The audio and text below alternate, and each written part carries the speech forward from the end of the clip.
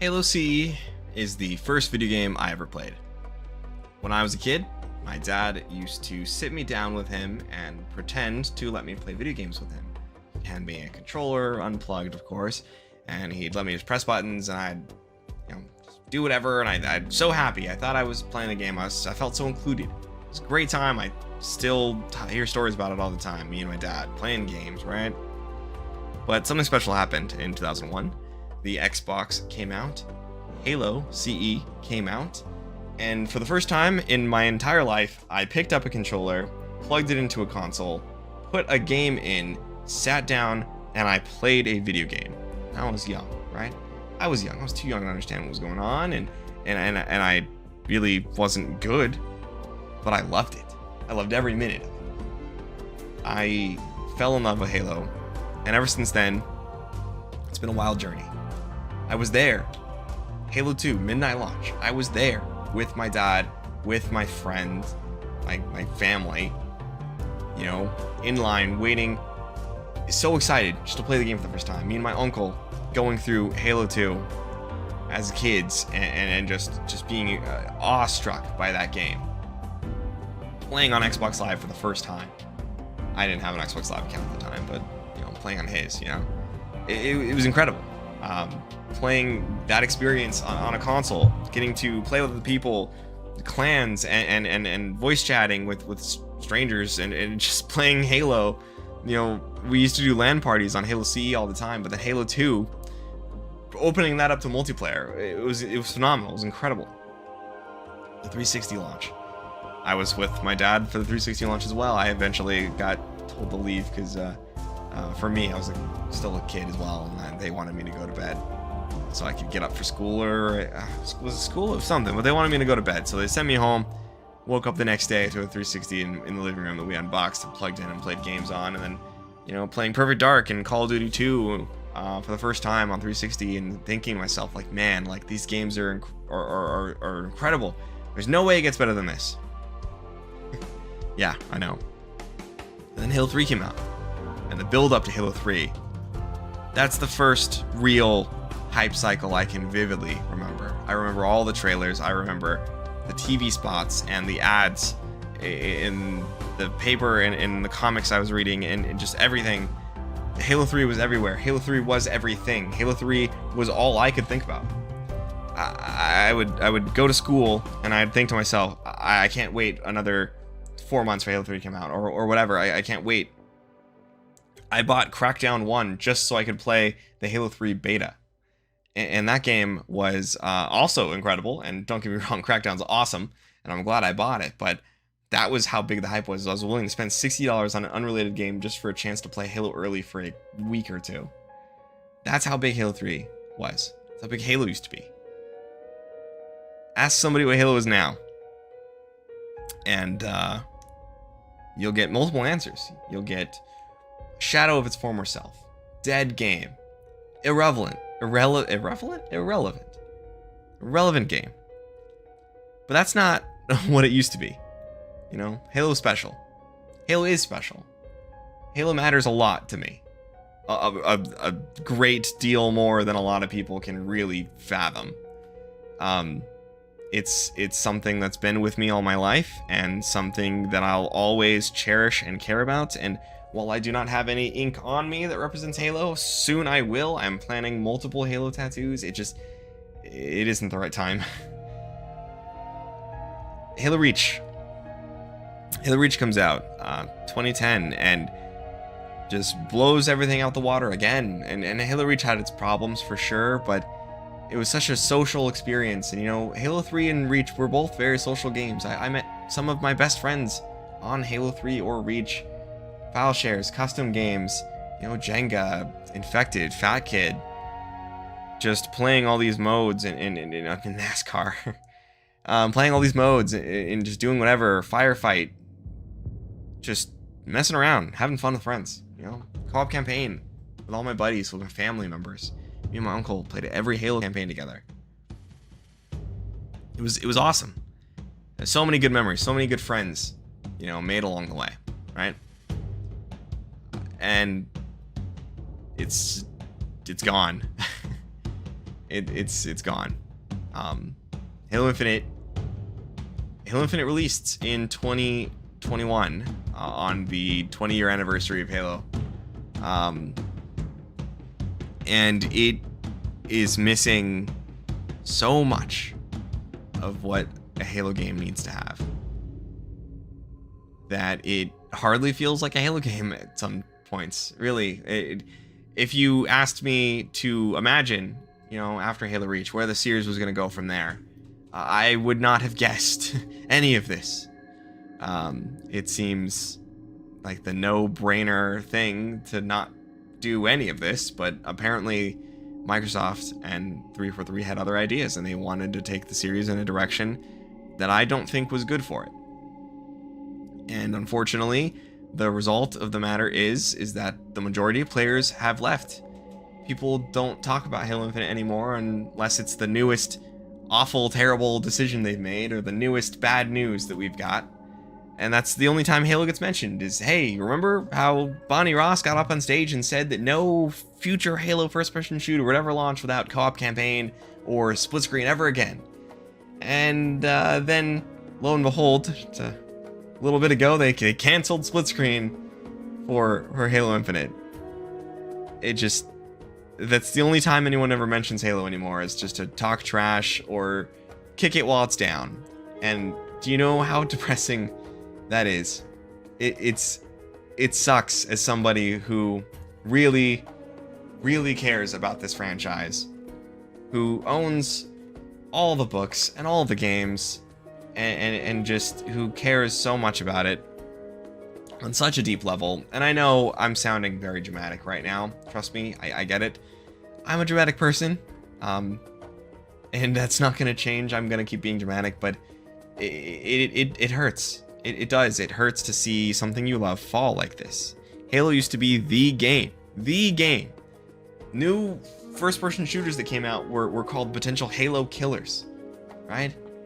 And now Halo's so irrelevant that people don't even talk about it anymore.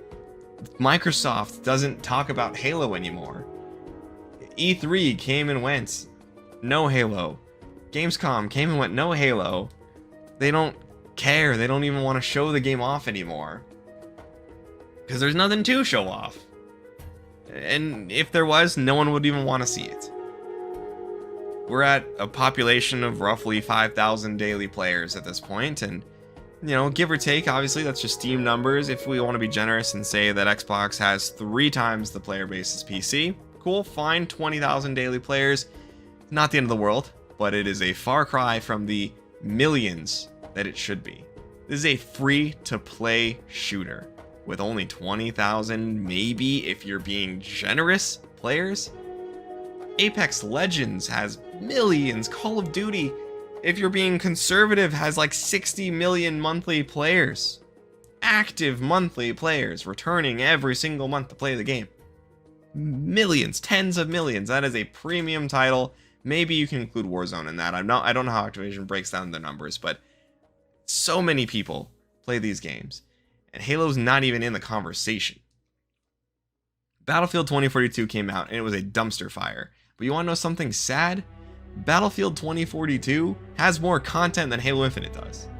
Battlefield 22 has more maps, and the bigger, huge maps, by the way. More maps, way more content, a progression system, which, by the way, Halo Infinite also does not have. There is no leveling system. Completing matches gives you Battle Pass XP, the same amount no matter if you win or lose or do well.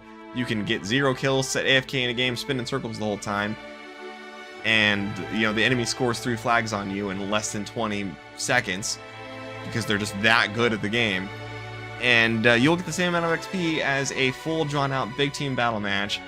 Capture the flag that took the full game time, where you went 50-0 because you were just so good at the game. You get the same amount of Battle Pass XP, no player progression XP whatsoever, no file share, no custom games browser, custom games itself barely works, theater mode doesn't work, so much content is missing, there's no maps, the campaign was bland, lifeless, and had so much content that it's being described that there may have been 2/3 of the game removed. A lot of it also falsely advertised, by the way. And just so many baffling decisions. Baffling, moronic decisions, all topped off, all on top of each other. Like, they wanted to release this game in 2020. What would that have looked like? This game is still in early access, alpha stages right now. And they wanted to release this game a year and a half ago? What? What would that have even looked like? I do not know. But what I do know is that I watched the Forge presentation that released today as of the date of this recording. And that looks awesome. And they're talking about progression systems coming to the game, and they're talking about adding new weapons and new maps, and letting forgers put maps in the matchmaking pool, and fixing a lot of the issues and balancing the game. And you know what? It seems like they've got a real pulse on what's wrong with the game and that they're dedicated to fixing it. But you know what gets me? Is that it doesn't matter. Because two things I know for a fact are that the players that left aren't coming back. I spent so much effort and energy convincing so many people to give Halo Infinite a try. My family, brothers and sisters, we were all playing it every day. My ex-girlfriend and I play the Halo Infinite every night after work. And all of them have quit but me. And none of them are coming back. And Forge isn't going to bring them back. Custom games browser is not going to bring them back. Cross-core customization is not going to bring them back. A leveling system isn't going to bring them back. But you know what would have kept them? Having those things in the game at launch. Having a completed game at launch would have kept them here. They would have still been playing. Releasing content at a regular interval would have kept them here. Halo 3 had more content faster than Halo Infinite has, and that's not even a live service. Excuse me, not even a live service game. Season 2 of Halo Infinite is 10 months long. A normal season in a normal game is 2 to 3 months long. Call of Duty does 2-month seasons, and people complain about how long those seasons take. Call of Duty gets a multiplayer map once per month. Once a month, there's a new map to play. And new guns to try out. And Halo Infinite can't even do one new map in 10 months. 10 months. The amount of time some Call of Duty games live for is the amount of time it's taken to go from the Season 2 start and the Season 2 end. So forgive me for being a little brutal and jaded, but that's unacceptable. That's pathetic. It's pathetic. I have no idea what they're doing over there. I don't know if it's Microsoft to blame, 343. I don't know who's at fault here. I don't know who to be upset at. I just know that I'm upset. And everyone else is too. And you know what happens then? Is the Halo community goes against each other. They fight each other instead of getting upset about the actual issues and wanting to do anything about it. So then you split the community up again, and then everyone hates each other, and then everyone stops playing Halo together. And this game's already not a social game. There is no file share. There is no, community tab. There is no combat record. There's nothing. There's no, chatting with the other team, either voice chat or text chat. There's no pregame lobbies. I can't see, people's Spartans while we're loading into matches. I can't go through the combat record and see, oh my gosh, this guy is so good. Oh, he's an inheritor. Oh, he must be playing this game for a long time. Oh, he has Haunted Helmet, or he's got Recon. He must have worked his ass off for that. Because, cosmetics used to mean something in these games. But now you see someone with cool cosmetics and they just bought it in the store or the battle pass. Or an event that's already come and gone. Because FOMO is what this game's all about. Just making more money. Incentivizing you to pay more. Because they can't let you unlock anything. No level system. So you gotta pay to get anything in the game. And when you do buy, you're stuck with it. No cross-core customization means if I buy a armor coating for a core I don't use, it's pointless. I know they're adding it slowly, but already almost a year after launch, we still don't have all these basic things, and still missing tons of modes like infection and firefights. And it's just sad, man. It's just sad. And we'll never get back to where it should be, But that's the first point. Second point, the other thing that I know for a fact, is that it's not going to matter. Because the next Halo game is going to have all these same problems and then some. 343 have released multiple Halo games, all of which had major flaws, major lessons to learn, that they went and said, hey, we're so sorry. We get your frustration and we will never do this again. We will never make these mistakes again. And then the next game comes out and all those mistakes are made again, and then even more new mistakes on top of that, and the severity of the mistakes keeps growing and growing and growing. The next Halo game, if there is one, the next Halo game is going to be even worse than this one is. So it doesn't matter what I say or what I do or anything. It just, they're going to keep doing what they want to do. And as long as it makes them a little bit of money, who cares about their public image? Who cares about the legacy of Halo? Because they don't learn their lesson. They've never done it before in 10 years and 4 games. Why should I believe them now? No? And that's what it's like being a Halo fan, is being upset and jaded and knowing that the thing you love is constantly being taken advantage of and butchered and made a fool of. And how it could have been so much different. Very easily, in fact. But it'll never be that way again. Glory days are gone.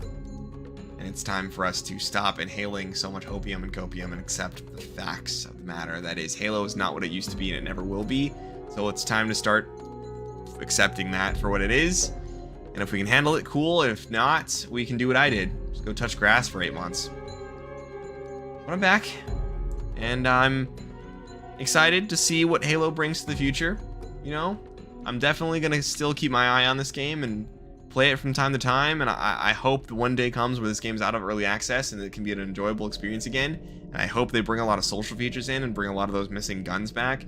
How are you going to launch a Halo game without a shotgun and a magnum, by the way? Seriously, no plasma rifle, no SMG. What's wrong with you? But I just can't care about it the same way I used to.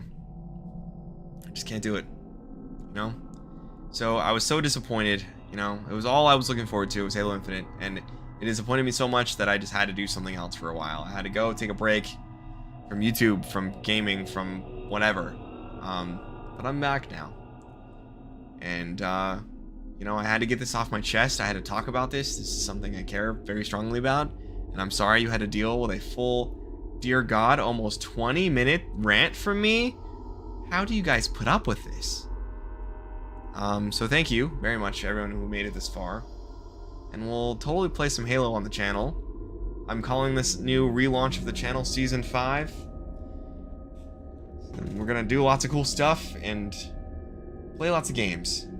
And maybe not so much Halo, but we will play some Halo. And I'm gonna be keeping an eye on it and hopefully this game can really make some progress and come out of beta, I guess, anytime soon. Because I really want this game to make a comeback. I know it never will, but I would love that. If I could have one wish, gaming wish, it would be that Infinite would become this amazing, complete game that would be developed on for years to come, that millions of people play every day, and for the community to come together and love something again. But I just don't think that's gonna happen. But Forge looks sick. So at the very least, I'm going to play tons of Forge, and Custom Games Browser, and all that stuff when that eventually comes out. And very excited to see what we can do with Jenga, actually, because the new physics engine should be pretty nice for that. So Jenga, good job 3 for 3 for making good Forge. Hopefully it stays good and the November launch is smooth. But I don't really know how to end this video, so I'm not going to.